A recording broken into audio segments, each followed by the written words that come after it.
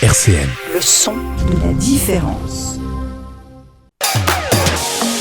Complètement à l'Est sur RCN, l'invité de la semaine. On se retrouve maintenant avec notre invité de la semaine, Seth. Bonjour. Comment vas-tu ? Mais écoute, ça va très bien, et toi ? Ça va, merci. Alors, Seth, t'es déjà venu chez RCN avec ta house. Ouais, exactement. Mais aujourd'hui, on est là pour une interview un peu plus personnelle, plus de ton parcours, de ta vie. Donc, je te laisse te présenter et nous raconter un peu ton parcours de vie. J'ai eu un petit bac ES parce que je commençais à être vieux, donc à l'époque, c'était encore ES, S et L qui a changé. Après, rien à voir parce que je suis parti en licence de langue. J'ai arrêté parce que j'aimais pas du tout la manière d'apprendre. Ouais. Et du coup, j'ai été diplômé d'une licence d'études culturelles. Okay. Et du coup, c'est dans cette licence-là que j'ai rencontré Cassia, connue sous le nom de Eros dans ma house. Ouais. Et c'est comme ça qu'on a pu se rapprocher déjà, nous deux, avec ces 3 années. Okay. Et sinon, à côté de ça, ma foi, je travaille dans un Auchan Drive. Ok. Voilà. Et je suis bénévole pour l'UNESCO dans tout ce qui est lutte contre les discriminations et l'autosuffisance des villes, les perspectives écologiques. Okay. J'avais pu partir en Italie avec la ville de Nancy et tout pour une mission là-bas. Donc voilà, en gros. Et forcément, à côté, je fais du drag du coup. D'accord. Alors avant de venir sur le côté drag, là par rapport à ton parcours de vie, donc ce que tu as fait à l'école, qu'est-ce que tu voulais devenir plus tard ? Alors de base, je voulais être vétérinaire. Ok. Et puis après, j'ai vu que j'avais 2 au bac de maths. D'accord. Donc j'ai abandonné l'idée. Mais tous les soirs, je fais des parties de Dr Maboul sur mon téléphone pour continuer. Non, voilà, j'ai voulu être véto pendant longtemps et puis j'ai abandonné. Ensuite, j'ai eu l'idée d'être prof d'anglais et c'est pour ça que je vais faire ma licence d'anglais. Sauf que vraiment, je me suis dit, c'est pas possible. La manière dont ils enseignent et tout, enfin, je me sentais pas bien, je me sentais vraiment comme une grosse merde tous les jours où j'allais avec des élèves qui avaient un niveau bien plus élevé que le mien. Ouais. Et puis, c'est la fac, genre, c'est compliqué. Okay. Donc, je me suis dit, bon, je vais arrêter. Et de base, je savais pas quoi faire. Et c'est une amie qui m'a parlé d'études culturelles. Ouais. Et je me suis dit, en vrai, ça a l'air plutôt cool. Et comme ça, à côté, comme c'est la fac, je peux continuer à travailler sur mon drag parce que j'ai commencé le drag au moment où j'ai commencé à peu près à fac. Donc, il y a 4 ans, un truc comme ça. Ok. Et du coup, là, par rapport au drag, comment t'as commencé ? Alors, j'ai toujours eu un attrait pour le maquillage. Je pense que depuis tout petit, je me souviens très bien que je regardais des tutos make-up sur YouTube un peu en secret quand mes parents regardaient pas, ou je prenais le make-up de ma mère quand ma mère partait et tout. La base. Exactement. les serviettes qui font des robes. La base. Donc j'avais toujours cet attrait, je pense, pour la féminité vue dans notre société. Je dis pas que porter des talons et avoir des robes c'est être féminine, mais dans notre société oui. Et puis cet attrait du coup pour le maquillage, etc. Mais c'était un peu le truc où j'y avais pas le droit. Et du coup je suis arrivé sur Nancy parce que donc de base je suis de Champagne-Ardenne et je suis arrivé ici pour les études. Et donc c'était la première fois que j'habitais seul, etc.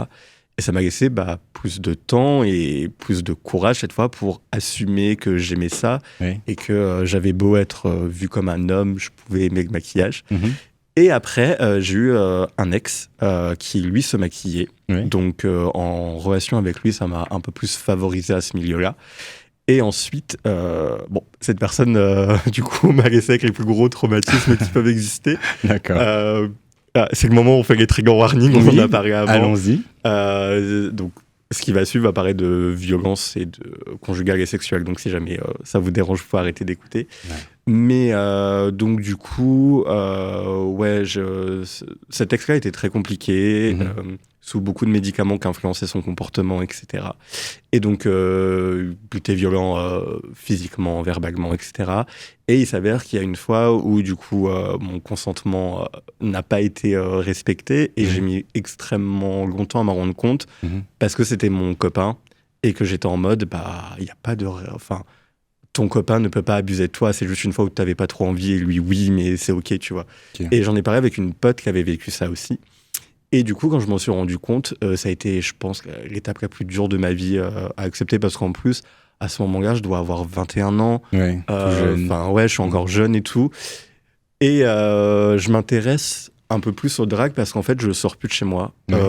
C'est aussi un des facteurs qui fait que j'ai arrêté la fac, enfin, en tout cas, la licence d'anglais, c'est que du coup, j'allais plus en cours parce que j'avais peur de sortir et que j'étais plus bien avec moi-même, avec mon corps. Je me suis retrouvé dans des états lamentables où j'avais des tonnes de médicaments chez moi et c'était mon pote qui les gardait chez lui pour pas que j'en abuse et tout. Enfin, vraiment, un peu l'épave, quoi. Ouais. Et du coup, vu que j'avais beaucoup de temps libre, vu que je faisais plus rien, j'ai commencé à regarder un peu plus le drag et j'ai commencé à essayer d'en faire parce que, encore une fois, j'avais le temps pour en faire. Et c'est la première fois que j'en ai fait, c'était assez incroyable. Parce que du coup, de base, mon drag a un peu évolué, mais de base, il était vraiment ancré dans les années 50. Donc, je m'inspirais de tout ce qui était pin-up, etc. Parce que je partais du principe que si mon personnage était des années 50, donc du passé, je pouvais pas avoir mes problèmes modernes que j'essayais de fuir du moment que je me maquillais. Et donc, en fait, ça a été au départ vraiment un peu mon radeau sur l'océan pour franchir ça, parce que j'ai pas forcément été voir de spécialistes et tout pour en parler globalement. Et donc, c'est vraiment le drag qui m'a aidé à survivre. Donc, de base, c'était vraiment ça. Et puis après, des opportunités se sont présentées où moi, je me suis rendu compte que ça allait pas juste être quelque chose qui allait me sauver, mais qu'elle allait continuer pour bien après. Et voilà, 4 ans après, j'en fais toujours, donc ça marche bien. D'accord. Et là, par rapport au maquillage, on va revenir un peu sur tout ce que tu as dit. Par rapport au maquillage, même avant de faire du drag, tu commençais déjà à assumer cette part où tu aimais te maquiller et tu te maquillais déjà c'est bizarre parce que oui, je me maquillais en discrétion, mais je crois que du coup, j'assumais pas encore. Parce que je savais pas exactement encore qui j'étais et comment j'étais dans mon identité de genre. Faut savoir que quand t'es une personne queer, le problème, c'est que les personnes ont tendance à te labelliser avant même que tu réfléchisses à quitter. Et donc, moi, on m'a rabâché toute ma jeunesse. T'es un homme gay. Donc, je me suis dit, je suis un homme gay. Parce que je suis attiré par les hommes en plus. Donc, ok, peut-être. Et puis, avec le temps, je me suis rendu compte que non, j'étais plus une personne pan, donc qui s'en fout à peu près de la personne, qui s'intéresse plus à la personne en elle-même. Et que je me voyais plus, justement, avec le drag comme une personne genre gender fluide. Avec un genre qui peut fluctuer entre le masculin et le féminin. Et le drag, justement, m'apporte cet équilibre où je peux jouer avec les deux notions. Mais du coup, non, à l'époque, j'assumais pas encore parce que j'avais l'étiquette de je suis un homme, donc le make-up, c'est pas fait pour moi, c'est pour ma sœur et ma mère. Donc je peux pas trop en abuser. Mais voilà, genre, ça m'attirait, donc je trouvais des moyens pour quand même le faire. D'accord. Et donc aujourd'hui, voilà, maintenant le maquillage c'est plus un problème pour toi, tu te maquilles, t'es dans le drag. Quel a été le commencement du drag pour toi? Parce que moi je sais qu'il y a quelque chose de connu, Drag Race, où moi c'est à partir de là que j'ai commencé à connaître un peu le monde du drag. Mais toi, est-ce que ça a été Drag Race ou autre que t'as connu le drag? Du coup, vu que je suivais pas mal d'influenceurs beauté, etc. sur les réseaux, j'ai commencé à avoir des make-up drag. Je suis en mode, ok, c'est un peu intéressant. Pas mal. Et puis, je suis tombé sur notre petit Cam Hugues national qui faisait des tutos, et aussi Guy Impérial, qui est une autre drag qui faisait des tutos. Et c'est les deux drags avec qui j'ai commencé à avoir vraiment des tutos de drag de l'époque, et pas des femmes, parce qu'à ce moment-là, dans le YouTube beauté, il y avait beaucoup de femmes, parce qu'il faut reprendre au fait que j'étais au collège-lycée, donc 2012, 2011, 2013, des choses comme ça. Donc, le make-up drag a mis un peu plus de temps à arriver dans ma vie. Au départ, c'était vraiment seulement le make-up. Et puis, avec le temps, je commençais à avoir en fait des représentations. Et c'est ça qui m'a aidé à maintenant ne plus avoir aucun problème et pouvoir moi me maquiller moi-même, etc. Et par rapport au drag aujourd'hui, donc qu'est-ce que ça t'apporte? Comment t'as pu évoluer par rapport au drag jusqu'à maintenant? Je pense que quand t'es drag, c'est assez incroyable parce que c'est un truc qui ne cessera jamais d'évoluer. Il n'y a pas un moment où t'arriveras à dire là je suis à mon top, je peux plus évoluer. Il y aura toujours moyen, même la meilleure drague du monde ou le meilleur drag du monde, parce que c'est un art où tu réfléchis en permanence sur toi-même pour le pratiquer. Rien que quand tu veux faire une performance, il faut que tu choisisses ta musique, le message que tu veux faire passer si tu veux en faire passer un, la chorégraphie que tu veux inclure et tout. Enfin, tout ça, quand tu le pratiques régulièrement, tu retrouves des choses sur toi-même que tu avais peut-être perdues avant. Et puis, en fait, le make-up joue pour beaucoup parce que tu transformes ton visage et voir autant de fois son physique transformé, je pense que même toi, ça t'impacte. Ouais. Et donc, c'est pas un truc du coup qui pourra avoir un stade où plus rien pourra changer. Enfin, si je regarde mes premiers make-up, c'est horrible parce que j'ai la photo encore sur Snapchat où j'ai un vieux filtre avec une tête de RuPaul, une couronne sur la tête et il y a rien qui va parce que j'ai juste deux grosses taches noires pas estompé. J'avais pas de wig à ce moment-là, donc j'avais essayé de faire une coupe un peu pixie avec mes cheveux courts de mec et tout. Enfin, rien ne va, mais pour les archives, je la garde. Ça commence par là. C'est ça, faut commencer quelque part. Mais ouais, non, justement, et pas hésiter justement à regarder en arrière, parce que tu vois le chemin que tu as parcouru. Là, de manière un peu plus concrète, depuis que je suis avec la house, donc ça fait un peu plus d'1 an, mon drag a littéralement changé. Enfin, si je prends une photo juste de l'année dernière quand j'ai commencé la house, en plus parce qu'on a fait un shoot du coup d'annonce de notre house, donc j'ai la photo, je cachais même pas encore mes sourcils et tout à ce moment-là. Ma tête n'a plus du tout la même forme, les couleurs que je prends sont plus les mêmes, donc c'est bien de temps en temps, en tant qu'artiste, revenir dans le fond et dans le passé pour voir que même si on a l'impression des fois de stagner, non, on évolue quand même et c'est une évolution qui continue. Nous allons écouter maintenant une musique et aujourd'hui, nouveau concept. Donc, pour faire participer les invités, je vais te demander quel son tu aimerais faire passer à la radio aujourd'hui. Et bien du coup, ce sera Daddy Lesson de Beyoncé. Allez, écoutons ça. RCN, complètement à l'Est, El Fenoul. Très bon son de ta part, merci Seth. Mais de rien, streamer les monnaies, n'oubliez jamais ce chef-d'œuvre. Queen Bee streamer. Oui. Alors, on va reprendre sur l'évolution donc de ton drag. Aujourd'hui, tu m'as dit que tu as beaucoup évolué et donc maintenant tu fais partie d'une house. Comment ça s'est passé tout ça? Comment tu as trouvé la house? Qui sont les gens de la house? Eh ben, alors du coup, on a Cassia et Suleiman, donc Eros et Soulux, respectivement en drag. Ça, de toute façon, on l'avait déjà raconté quand on était venu ici, donc j'essaierai d'être bref pour pas rabâcher tout le temps la même chose. Alors du coup, ils sont venus sur l'émission d'Elisa, Les Masques Tombent. N'hésitez pas à aller écouter les podcasts qu'ils ont fait. On a fait 2 fois Les Masques Tombent d'ailleurs, mais je me souviens avec Clarisse une première fois. Et ensuite avec Elisa. Mais alors du coup, comme j'ai dit, j'étais en études culturelles. C'est là où j'ai rencontré Eros, donc Cassia. Je le suivais déjà sur Insta parce qu'il postait vraiment pas mal de photos et j'aimais beaucoup son travail. Et moi, vu que j'étais littéralement un des seuls mecs qui venait maquiller à la fac, c'était très facile de me repérer. Et donc on s'était vu aussi comme ça Enfin, il m'avait repéré dans l'amphi, moi je l'avais repéré sur les réseaux. Et au bout d'un moment, je sais plus comment, mais je sais qu'on est venu à se parler par message en mode viens, on fait un photoshoot ensemble. Et puis de là est née une amitié très très forte parce que pour moi maintenant c'est des membres de ma famille très clairement. Et puis du coup il y a eu Sou qui s'est greffé. Alors Sou pareil, je le connaissais vite fait un peu des réseaux. Il m'avait dit que lui me connaissait parce qu'à ce moment je commençais déjà un peu à faire du drag seul et vu que j'étais littéralement à seul dans Nancy, c'était un peu plus simple d'avoir des échos de moi.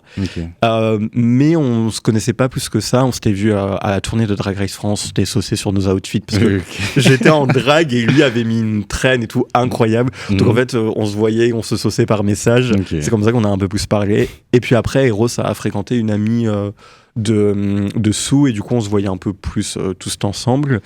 Et voilà, ça faisait longtemps qu'on voulait faire du drag. Un jour, enfin une house parce que moi j'en faisais déjà. Un jour Eros fait un tweet en mode j'y pense faire une house drag et moi j'étais en mode go, c'est fait.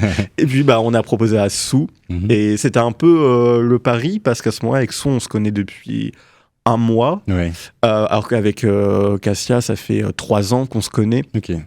Et puis au final, je sais pas, je pense que c'était destiné parce que ça s'est fait très vite, de manière très forte. Et enfin, je veux dire, en 1 an qu'on est ensemble, on n'a jamais eu aucun problème tous les 3. Et en fait, on a vite trouvé, je pense, une bonne dynamique de travail. Et parce qu'on avait la volonté de créer ce qu'il n'y avait pas à Nancy. Et on voulait pas s'expatrier à Paris ou dans les grandes villes. On s'est vraiment dit, bon, maintenant on s'est mis tous les 3, il n'y a pas, et il va y avoir. C'est ça. Et maintenant il y a, donc on est contente. Ok. Et oui, justement, maintenant il y a en fait, parce qu'on vous voit un peu partout. Mais oui. Déjà, moi je te suis sur Instagram, je vois au Meltdown, souvent vous faites des performances là-bas, et pas que, donc tu m'as parlé de l'autre canal et tout. Comment ça se passe? Comment vous, en si peu de temps maintenant, vous faites des shows quand même assez conséquents? On se pose la question aussi parce que tout a été très vite en fait. Mais je pense que en fait je l'avais souvent dit au Bébou, je pense qu'on a profité. On s'appelle jamais. Enfin, s'il m'appelle souvent par mon nom de drague du coup Moon. Oui. Sinon, on s'appelle qu'avec des noms gentils parce qu'on est mimi entre nous. D'accord. Mais je pense qu'on a eu deux facteurs qui nous ont beaucoup aidés et on va pas se mentir, c'est pas que dû à notre travail, c'est aussi dû à la chance pour ces deux facteurs-là. Ouais. C'est que il y avait pas d'autres dragues à Nancy. Donc à partir du moment où il n'y a pas de concurrence, c'est un peu plus simple d'avoir les opportunités. Et on est arrivé en octobre et en septembre, Drag Race France était passé à Nancy pour la tournée. Donc il y a eu le temps d'avoir toute la saison 1 qui a super bien marché et qui a un peu plus démocratisé le drag. Et ensuite, il y a eu ce facteur que les drags sont venus à Nancy et qu'une fois qu'elles sont reparties, les gens étaient à Nancy en mode on en reveut encore. Enfin, c'était trop bien le show, tu vois. Et nous, on est arrivé en octobre, donc vraiment un mois après, en mode bam, voilà, ça fait jusqu'à présent, vous n'aviez pas de drague. Là, on est les premières, on arrive après Drag Race France. Donc, je pense que l'engouement que les gens avaient commencé à avoir grâce à Drag Race France est resté pour nous. Okay. Et encore une fois, en fait, vu qu'il n'y avait personne d'autre à part nous, je pense que tous les endroits un peu culturels ont commencé à s'intéresser à ce qu'on faisait. Parce que les endroits comme l'autre canal, etc., je pense, ne sont pas bêtes et se rendent compte de l'engouement qu'il peut y avoir pour le drag. Et voilà, on a la chance pour l'instant d'avoir été plus contactés que nous, on a démarché. Okay. Après, on travaille toujours pour trouver d'autres choses. Donc, comme tu as mentionné le Meltdown, la soirée là-bas. Là, par contre, c'est nous qui organisons tout de A à Z. Donc, on est 5 avec Thaïs et Yohan. Bonjour si vous écoutez. Et donc là, oui, c'est beaucoup plus d'orgas et tout. Mais pour l'instant, ça va. On arrive à avoir le juste milieu où si on n'a pas trop de propositions, on peut nous essayer de faire donc la soirée drag down de notre côté. Et quand on a des propositions, voilà, ça se fait tout seul. D'accord. Et du coup, par rapport à votre art, parce que c'est de l'art, clairement, le fait donc de devoir performer devant tout le monde, les tenues, le make-up, les chorés. Comment vous faites pour entretenir tout ça? Est-ce que vous avez un fonds lucratif ou c'est vraiment vous qui... vous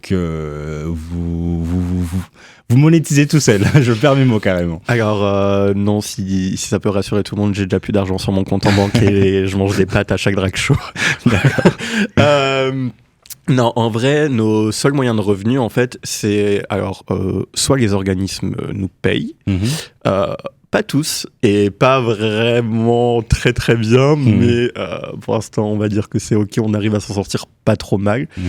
Soit, par exemple, par la soirée au Melt, on va pouvoir récupérer une partie du prix des entrées et on fait passer un chapeau où les gens peuvent mettre ce qu'ils veulent si elles veulent. Et donc ça va permettre de rémunérer les artistes. On a rémunéré les exposantes aussi parce qu'il y avait des expositions au Melt pendant qu'on performait. Et après, on garde encore sur tout ça un fonds pour avoir un fonds de caisse justement et pouvoir investir dans des meilleures lumières, du meilleur matos, des trucs comme ça, et ou si on veut inviter un ou une drague qui est assez loin, pouvoir se permettre de défrayer cette personne et rémunérer cette personne. Donc voilà, on rémunère à peu près tout le monde et on économise un peu, mais tout part sur la base du don, parce que même quand on fait des shows, on met en prix libre. On sait que les personnes queer sont souvent précarisées, donc on essaie que ce soit accessible à tous. Et sachez que même si vous voulez pas donner, vous pouvez venir gratuitement pour un drag show si vous avez vraiment pas l'argent, voilà. Ok. Oui, parce qu'au final, vous êtes des artistes comme d'autres personnes, parce que franchement, quand on voit les shows, c'est toute une organisation. Déjà, moi, je me demande, les chorés, est-ce que vous les travaillez avant ou c'est vraiment l'impro, parce que vous êtes quand même maintenant des performeuses, quoi. Oh, waouh. Écoute, c'est des heures et des heures d'entraînement sur Just Dance. Je ne vais pas le cacher. D'accord. Non, en vrai, ça dépend. Je sais que tous, chacune de notre côté, on répète pas mal. Alors, sauf que moi, j'ai un appartement sous les toits où je me tape les murs et je m'ouvre les mains à chaque fois que je fais un mouvement de bras. Donc c'est pas le plus pratique. Et mon voisin doit en avoir marre en dessous de m'entendre me projeter en talons. Sinon, on avait réussi à trouver des endroits pour répéter parce que du coup on a décoré à 3 où là on doit synchroniser, on a besoin d'espace. Mais on galère un peu à trouver. Si jamais des gens ont des pistes, n'hésitez pas à nous DM et nous dire parce qu'on cherche vraiment des salles. Sachant que maintenant, en plus, donc moi j'avais des potes qui faisaient de la danse et on s'est rattaché à leur groupe qui s'appelle Winem. Donc de base, ils sont connus pour faire des K-pop covers de danse. Sauf qu'avec nous, ils font pas forcément de la K-pop et nous, c'est trop bien parce que, alors moi pour l'instant, j'ai performé qu'avec eux, mais là, on va avoir un show qui s'appelle Dot Festival qui va arriver. J'ai la date, je la donnerai juste après, je crois qu'elle est sur mon téléphone.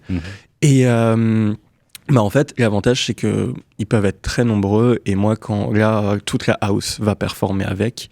Et ça va être un gros truc. Donc, il faudra être présent.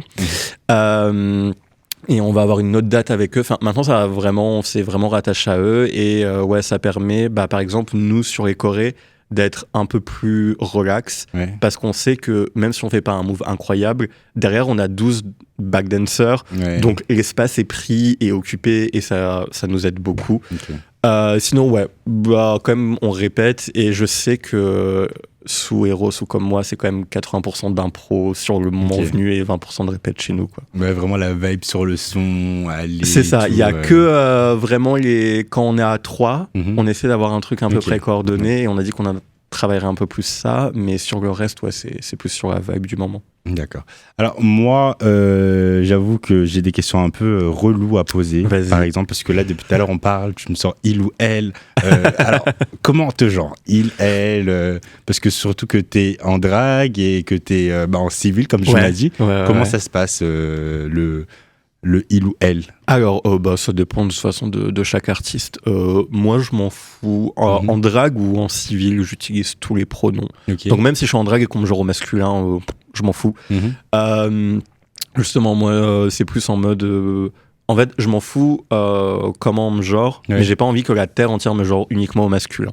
Donc, généralement, je dis que j'utilise tout et les gens font un peu leur truc en fonction de ce qui est le plus simple pour chacune. Et puis après c'est quelque chose, je pense, avec le temps que tu comprends mieux. Moi, le drag m'a beaucoup aidé parce que c'est un lieu assez politique et militant, donc la question du genre, des pronoms, parler en inclusif, etc. C'est devenu assez facile, même s'il y a encore des notions sur lesquelles j'ai des petites lacunes moi aussi. Mais non, là-dessus, pareil, Switch utilise tous les pronoms. Et il n'y a que Eros qui utilise le masculin en drague ou pas en drague. Voilà. Alors, est-ce qu'on peut rappeler ton nom de drague? Parce qu'on en a parlé, on l'a un peu évoqué, mais présente-nous ton drague. Qui c'est qui cette belle dame? Dis-nous tout. Alors, belle, je ne sais pas, mais en tout cas avec beaucoup de make-up. Non, du coup, mon nom de drague, donc c'est Moonlight Dag Saphir. Mais je vais arrêter de le scander parce que je vais bientôt le changer. Enfin, bientôt, ça se trouve dans un an, mais il est voué à changer. Voilà, il a été une sacrée era, on peut le dire, parce que Enfin non, j'ai commencé en m'appelant Rita Saphir et ensuite j'ai tourné sur Moonlight Dag Saphir. Donc Moonlight, c'était, j'avais expliqué le nom aussi ici, mais pour y revenir vite fait, donc la lumière dans les ténèbres, pour littéralement, comme j'ai expliqué, les traumas et tout, et que le drag m'a sauvé de là. Le Del, écoutez, queer et dépressif, donc je suis fan de Lana Del Rey, donc il me fallait une ref à elle. Dans mon drag et Saphir parce que les nuances de bleu et de vert c'est mes couleurs préférées, voilà. Donc d'accord. Et donc là par rapport à la féminité et tout, parce qu'il y a plein de gens qui se posent cette question quand t'es drag, est-ce que t'as forcément envie de faire une transition en fait? Alors je pense vraiment que le drag peut aider ou peut faire se rendre compte à des personnes que en fait ce sont des personnes transgenres et dans ce cas-là ça t'aide à t'accepter. Mais il y a des drags, par exemple comme moi, je vais parler en mon nom, qui sont très à l'aise avec maintenant leur identité de genre et qui ne souhaitent pas transitionner parce que justement, je me suis déjà posé la question vraiment de manière très sérieuse et je me suis dit, en fait, ce que j'aime bien avec le drag, c'est que quand je suis en drag, j'ai accès à cette féminité que je veux, mais après, je retire mon make-up, j'attends une semaine et je récupère ma barbe et en fait, ça me va. D'accord. Genre, j'aime bien voir cette ambivalence entre les deux. et pas être cantonné qu'à un seul genre et pouvoir m'amuser entre les deux pour mieux être en adéquation avec qui je suis. Mais de toute façon, ça reste un sentiment très personnel qui dépendra de tous. Ok. Mais oui, c'est pas parce que tu es drag que tu envisages une transition, mais le drag peut être un bon moyen de comprendre que par contre, t'es une personne transgenre. Pas de souci. Nous arrivons à la fin de cette émission. Est-ce que tu as un dernier mot à nous dire? Qu'est-ce qu'on peut te souhaiter pour toi, pour le futur, et pour la house aussi? Qu'est-ce qu'on peut vous souhaiter pour le futur? Eh bien, écoutez, de continuer à nous soutenir autant, parce qu'en vrai, on va pas se mentir qu'on essaie de faire beaucoup, mais que sans le public, on peut pas faire grand-chose. Ouais. Et pour l'instant, en tout cas, le public nancéen a toujours répondu très présent. Donc, on est content de pouvoir créer ça dans notre ville, et voilà, que tous ensemble, on continue à créer un espace safe pour les personnes queer, parce que ça manque. Et puis voilà, qu'avec la house, on fasse une saison de Drag Race tous ensemble, parce que ce serait incroyable. Et c'est un peu notre goal d'être tous pris dans la même saison. Souhaitez-nous ça. On vous souhaite franchement que vous passiez sur Drag Race. On sera là, on sera supporter à fond, il n'y a pas de problème. On doublera le cachet d'interview du coup. Déjà, oui, c'est sûr. Mais bon, là, je ne penserais pas que je pourrais vous recevoir. En tout cas, merci. Alors, les réseaux sociaux, ta petite promo, partage-nous tout ça. Oui. Alors, du coup, sur les réseaux sociaux, c'est Seth, donc SETH-BTY. Faut me chercher longtemps parce que je suis shadowban, vu que je fais du semi-nu en étant drag. Je suis associé à une femme qui monte ses seins et Instagram strike ça. Donc, je n'apparais pas dans les premiers résultats. Et dans la bio, il y a le compte directement de la house. Donc voilà, il y aura toutes les informations pour les prochaines dates.